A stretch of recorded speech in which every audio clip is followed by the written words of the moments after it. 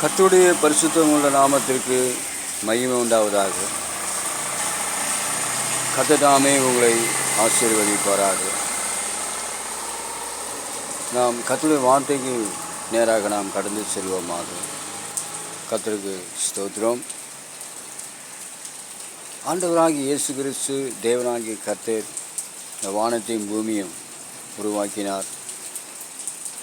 அல்லது ஆண்டவராகிய இயேசு கிறிஸ்து தேவனாகிய கர்த்தர் இந்த வானத்தையும் பூமியும் படைத்தார் என்று சொல்லலாம். தேவனாகிய கர்த்தர் இந்த வானத்தையும் பூமியும் சிருஷ்டித்தார் என்று சொல்லப்படும்.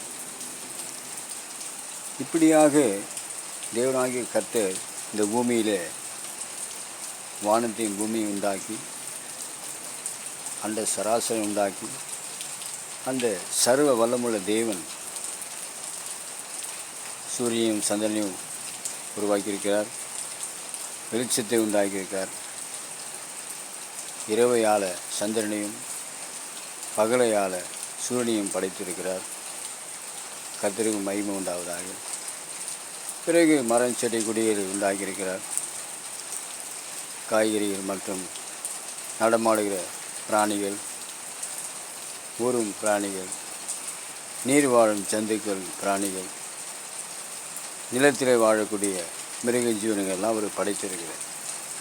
இப்படி எல்லாம் படைத்து கடைசியில் 6வது நாளாக மனுஷனை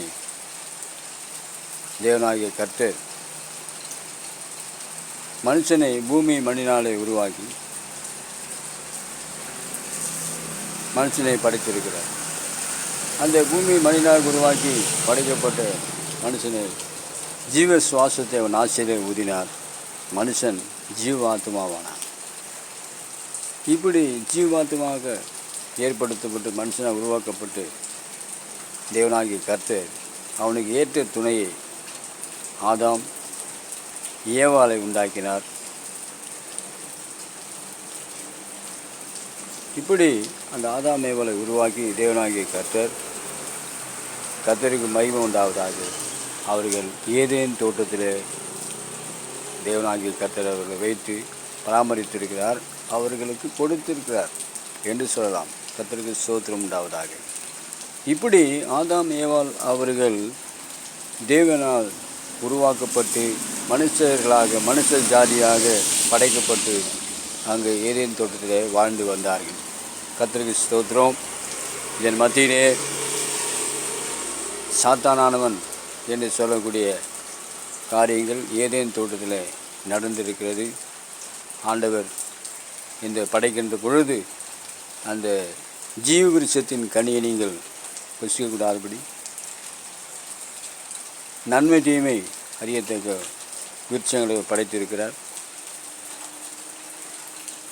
ஆகவே அந்த பழத்தை நீங்கள் சாப்பிடக்கூடாது என்ற ஒரு குறிப்பாக அந்த பழத்தை அவர் சொல்லியிருக்கிறார். கர்த்தருக்கு மகிமை உண்டாவதாக. இப்படி அவர்கள் தேவன் விலக்கின அந்த கனியை அவர்கள் புசித்தபடினாலே 2 பேருமே சேர்ந்து முதலாவது ஏவாள் தான் அந்த கனியை புசித்திருக்காங்க. சாத்தானால் அவர்கள் தூண்டப்பட்டு பிறகு ஆதாமும் அந்த கனியை புசித்து தங்கள் நிர்வாணிகள் என்று அவர்கள் அறிந்து கொண்டு பிறகு அத்தி இலையில் அவர்கள் தேய்த்து கொண்டு அவர் இருந்திருக்கிறார்கள். தேவனாகிய கர்த்தர் ஆதாமை கூப்பிட்டு அந்த ஆதாம் ஏவாளை கூப்பிட்டு அவர்களை ஏன் இப்படி செய்தின்னு சொல்லும்போது அந்த தேவனுக்கு கீழ்ப்படியாமல் தேவன் சொன்ன வார்த்தை கீழ்ப்படியாதபடினாலே அவர்கள் இப்படிப்பட்ட சூழ்நிலைகள் அந்த மகிமை இழந்தார்கள். மீண்டுமாக அந்த மகிமையினாலே நிறைக்க முடியாது. மீண்டுமாக அந்த மகிமையை கொடுக்க முடியாது. மீண்டுமாக அந்த மகிமையினால் மனுஷன் நிரப்ப முடியாது. தேவனாகிய கர்த்தர் மனுஷ அவதாரமாக மனிதனாக ஆண்டவராக இயேசு கிறிஸ்துவினுடைய அவதாரமாக அந்த பூமியில் வந்து அவர் நமக்காக தியாகம் செய்தார். பிரியமானவர்களே, அப்படிப்பட்ட தேவன் ஆண்டவராக இயேசு கிறிஸ்து மனிதனுக்காக வந்து தியாகம் செய்து மகிமை நமக்கு கொடுக்க முடியாது வந்திருக்கிறார். ஆகவே ஆண்டவரை தேவனை நாம் ஏற்றுக்கொண்டு அவர் வழியில் நாம் கடந்து வருவோம். உடைய கற்பனையிலும் உடைய வார்த்தைகளையும் உடைய பிரமாணங்களையும் அவருடைய புதிய உடன்படிக்கையின் சட்டத்திட்டங்களை நாம் கை கொண்டு நம் உலகத்தில் வாழ்ந்து தேவனுடைய நாமத்தை நாம் பிரதிபலிப்போம்.